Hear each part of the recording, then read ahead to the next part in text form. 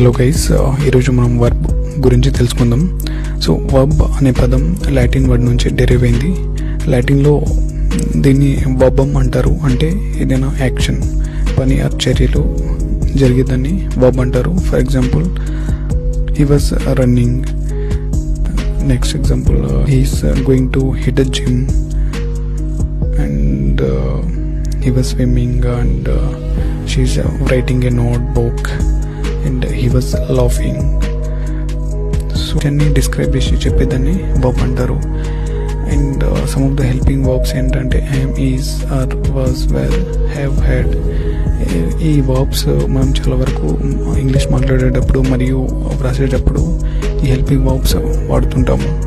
And మనం చిన్నప్పుడు వినే ఉంటాం V1, V2, V3, V4. ఇవి ప్రజెంట్, పాస్ట్,